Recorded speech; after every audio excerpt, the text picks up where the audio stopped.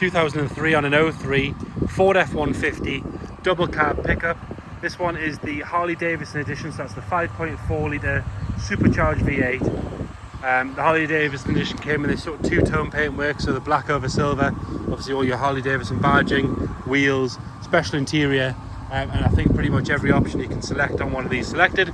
This one was brought into the UK in 2005. Obviously they were an American only market vehicle. I have had it down the road. It's surprisingly quick for the size of the thing.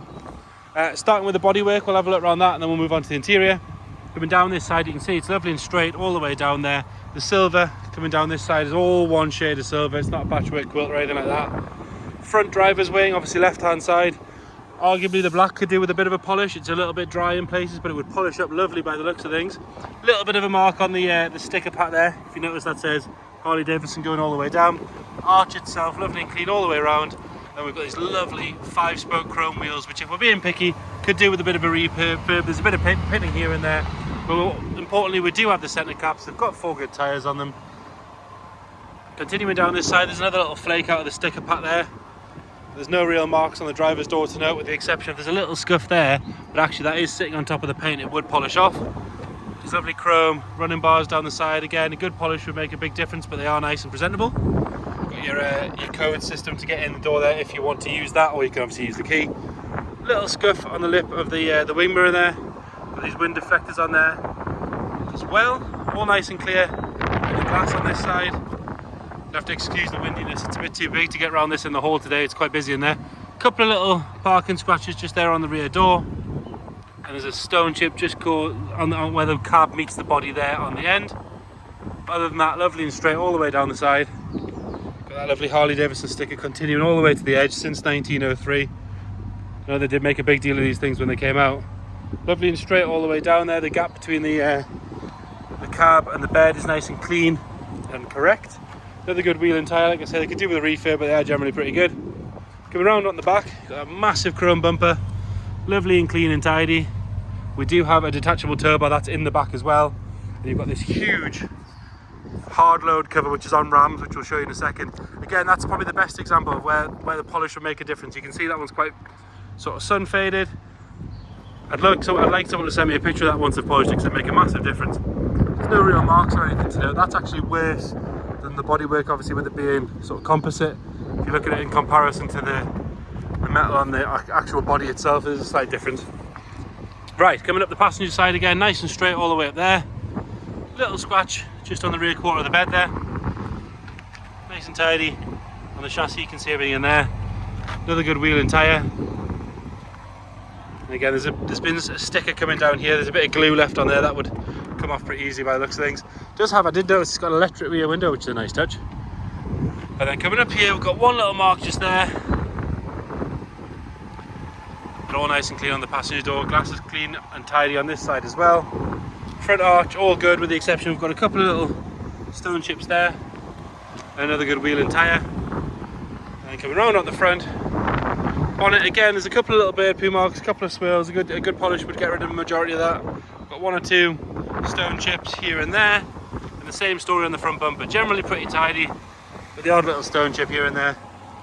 It's had the front headlights smoked. I don't think they're standard, but we will double check.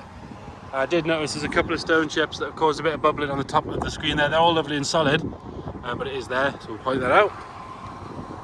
Obviously built for the centenary for Harley Davidson. Lovely and clean on that door card. Oh, sorry, there's no rips or tears on the door card, but it could do with a decent clean. The interior generally is a little bit grubby, but it does look like it would clean up pretty well, to be fair.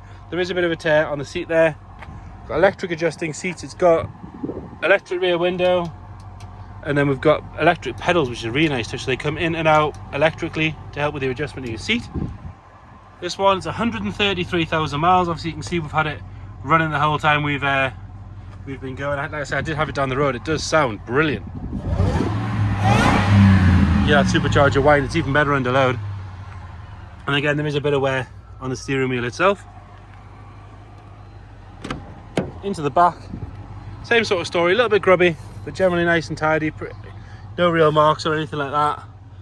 Would be quite a satisfying weekend cleaning this thing, I know that much. But there's adjustments in the back for the stereo, which is a nice touch.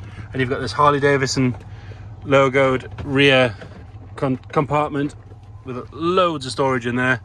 And I did notice these seats, if you pull the lever, will fold flat and give you a full bench. There are two proper full-size seats. In the rear, you've got, which is quite difficult to lift on one hand with the camera. Again, this is not actually scratches. The majority of this looks like it's sort of glue and bits and bobs from where it's been used for work. Detachable tow bar, does have a load cover in there. Underneath looks to be nice and solid. The rams are nice and strong on the top. It holds it up. It's easy to lift back down, and it is actually easy to lift up on your own, just not with a camera in your hand. Rear passenger side, again, nice and tidy on the door card.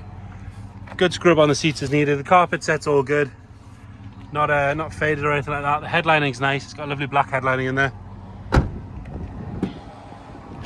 And then front passenger side, again, same sort of story. The seat itself, it's obviously had things chucked on it a few times, so good scrubs needed, like I said, but it's no rips or tears. A little bit of wear on the bottom there. The carpet set's all good.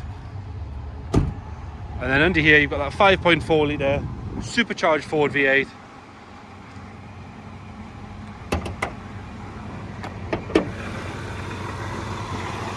And pretty much the same story, so to do the feed.